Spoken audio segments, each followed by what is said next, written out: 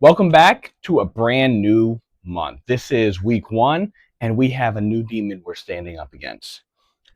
So, this week, our focus is the borrowed lens and the prescription glasses. So, I heard a quote from Trent Shelton that I loved a while back, and he said that your dream is what was special for you. It was given to you by God, the universe, whatever you believe in. He gave you that special prescription, and only you can see it. So when somebody comes up and doesn't really believe in your dream or doesn't quite understand, it's just like if I were to take my glasses off and try to hand it to somebody, it's going to be blurry. It's going to hurt their eyes. They're not going to be able to see it clearly because that prescription is for me and the way I am, not for them. And so what I wanted to do is create characters that kind of resembled that.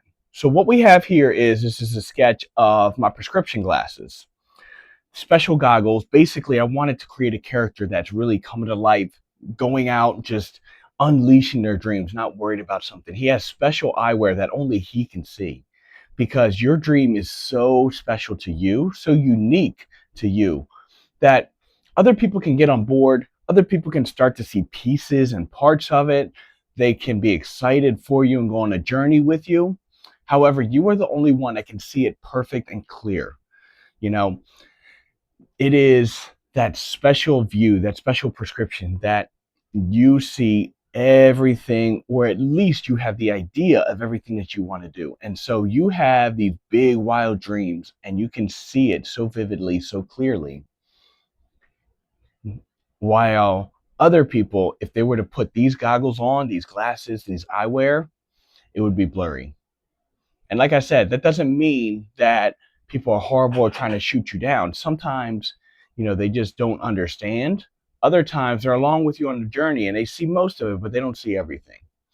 It's not as clear as it is to you, and it never will be. And that also helps you to push because nobody is going to work harder on your business, your passion, your hobby than you are, just because you have that drive and you can see it clearly. Now, on the flip side, the demon that we're facing is the borrowed lenses. Borrowed lenses is the idea that you were given these glasses.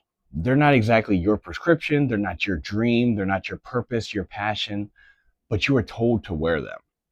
So what I wanted to do here was create those old paper. I thought about those old paper 3D glasses, those blue and red, white ones, those cardboard ones that you used to have as a kid, and how all of them look exactly the same. Therefore, and they're cheap, therefore they could hand them out and everyone would see the exact same thing, you know?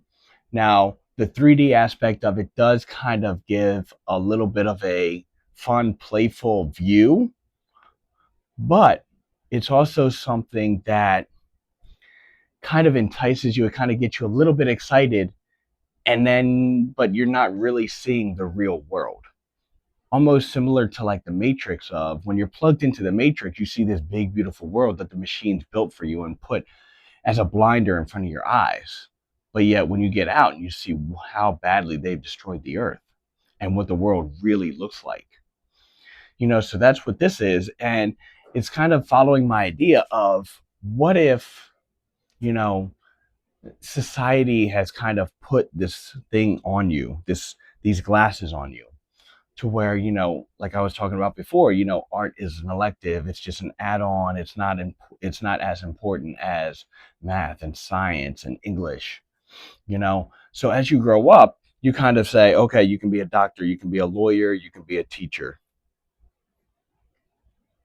or you can work in a factory. And you're given these boxes of which one do you want to fit in, but yet you're not allowed to go outside of that.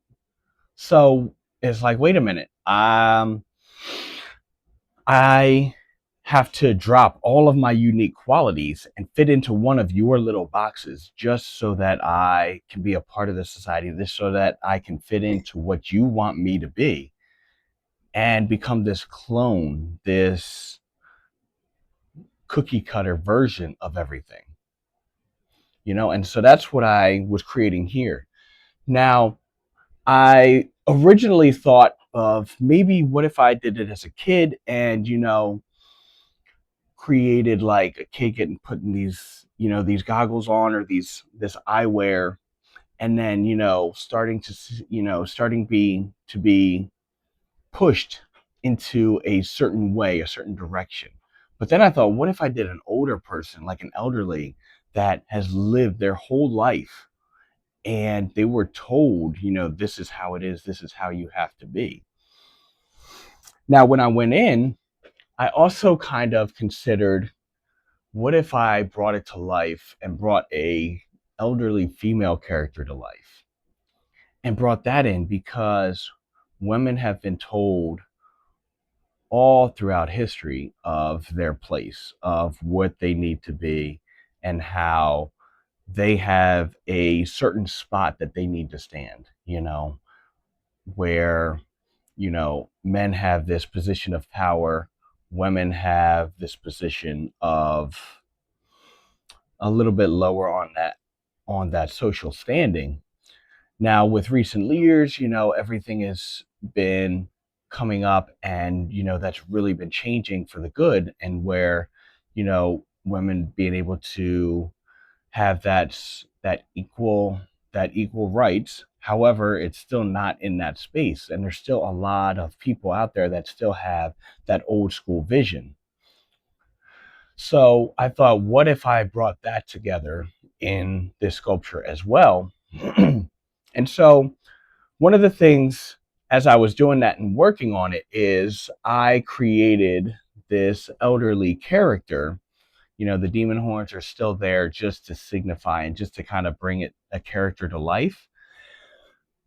And I'm still kind of fighting with exactly where I want to go with her, if I'm still going to keep this sketch or not, or turn it into something else or start a new one.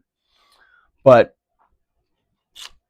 the thing I was fighting with as I was creating this is, these goggles are, even though they're still in the sketch phase, they're so plain. And when I put them on, it takes away so much. And so it adds a certain quality, but it also kind of like loses a little bit of itself. But at the same time, I also thought, well, that is also kind of the point, because you see here with all of these wrinkles, these features, these sunken in eyes, the age, the wisdom that's in just this area right here is so powerful and unique. And when you put these on, it just covers that up. And all of that is lost. But at the same time, like I was saying, that is also the concept of these glasses, to where you have all of these unique qualities. However, you are forced to stay small and to stay in a certain lane and not get out. So these are the two characters that I am working on, and I will continue to work on and evolve in the next few weeks, for the rest of the month. One other thing, as I'm standing here, you'll notice that these are a little bit different sizes.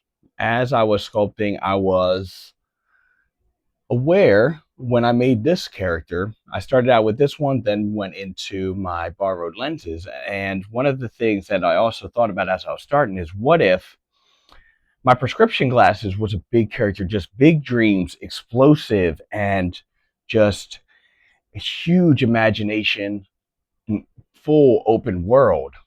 But then I wanted to physically make this character just a little bit smaller, because with the borrowed lenses, you're shoved into a specific lane. You are shrinking all of your dreams, all of your thoughts, all of your possibilities into this shell. And you're given these blinders to look in one specific direction. So what if I physically made that appear in the sculpture itself? And so hopefully that is starting to read, and that will read more as this month goes on, as I continue on with these sculptures. But that is where I'm at. So I hope you guys enjoy this story. Follow along. I will be going the rest of this month on these two characters, really nailing down the prescription glasses, figuring out the goggles, going a little bit deeper, and then also digging even deeper into figuring out exactly where I want her to go. So this guy, I did actually go a little bit farther. Originally, he had more of a steampunk type of goggles. So I did actually take a little bit of extra work going in and defining those.